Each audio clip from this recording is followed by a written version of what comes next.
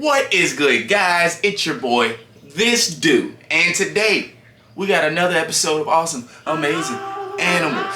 Today's subject at hand, the red ear slider. Let's go.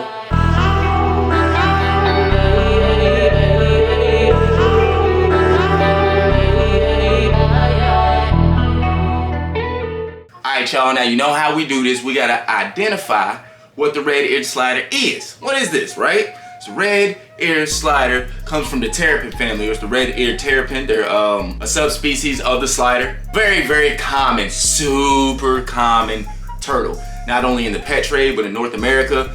You go outside in a lot of the southern states and you will see these things almost everywhere. They're out basking literally in every pond. They're semi-aquatic, so they spend a lot of time in the water, but they spend a lot of time on land too. Like I said, basking. These animals are super invasive, very hardy. So they adapt to the areas that they invade very easily, and they thrive. Red-eared sliders are super dope though.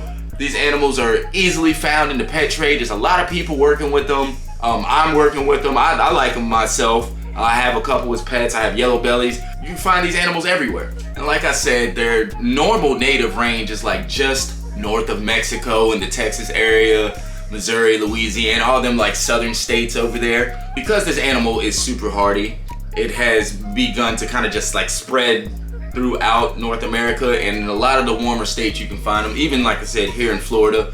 They're not native here, I don't think, but they are here in abundance. Now the red-eared slider gets its name from two things: the red markings back by its ears, and the way it just slides into the water off of the rock surface, off of the ledge surface, logs, whatever. And that's a rather unique way of naming things. I like that way of naming things, right? Just name it after what it does. Real simple. All right, now males and females, right? Now babies, when they are born, the males and females are practically identical. It's super hard to tell which one is which. But they say as they get older, it's a lot easier. Males are a little bit smaller. They're smaller than females. Females get a lot bigger. Yeah, I think they say that they're mature, ready to breed around 5 years, I think. Something like that, 5 or 6 years, both the males and the females. But like I said, the females will get bigger than the males, so it's a lot easier to tell at that time. But once again, just do your research. They say the males' front claws, like the claws on the front hands, are longer than the females. They're used for like mating displays and to help hold on to the female. They say also their tails are a lot thicker than the females also, so that's another way you can tell males from females, of course after they have reached sexual maturity. And like we said before, this animal is native to the areas around the Gulf, right? The Gulf of Mexico, so the areas around there, but can be found all the way up as far as Virginia, Colorado, right? And those places get cold. I used to live in Virginia. It gets real cold up there. So, but yeah, they're found all distributed throughout all of these environments. They live in ponds, lakes, swamps, streams, rivers, really any fresh body of water, right? Any place that isn't too extreme. The water's not flowing too fast. Even in some of those cases, you'll find them off in the calmer areas. I've seen it myself, but they typically hang out at places where the water's more chill. That's more their habitat. And like I said, they probably chill in these areas because these areas have a lot of vegetation. Although these animals are omnivores, right? They eat like small insects, larvae, worms, stuff like that, right? They do eat, especially as adults, they eat a lot of plant-based material. So I think this is why they hang out more rivers, streams, things like that, places that have a lot of plants that grow on the side. Yeah, you won't see them leaving the ponds too much unless they're searching for new homes. They're going out searching for new areas for whatever reason. Lake could have dried up or whatever.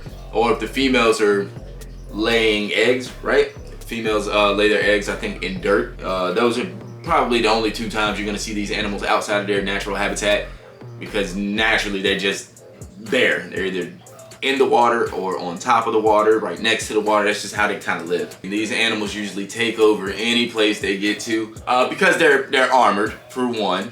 Not too many animals are dealing with armored turtles. You see, turtles actually have pretty high success rates in the wild. So they just kind of come in, they destroy the plant population. Like, these guys require a lot of plants.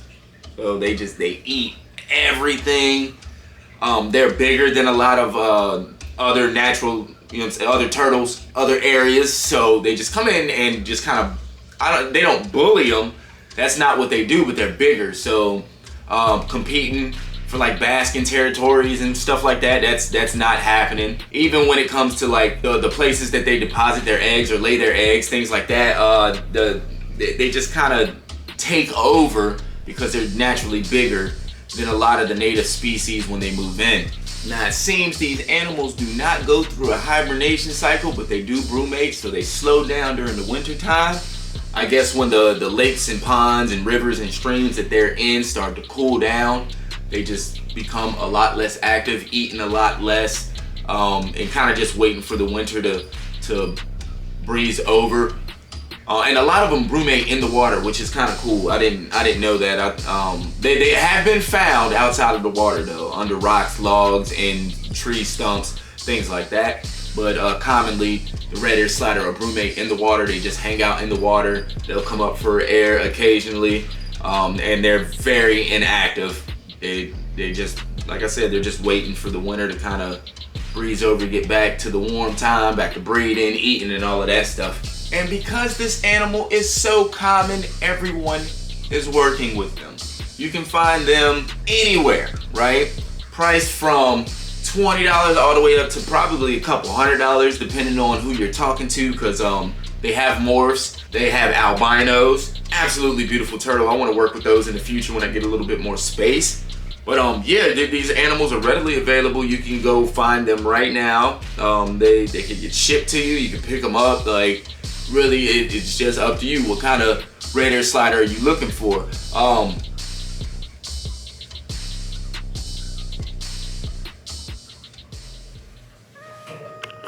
Sorry, I had a little technical difficulty.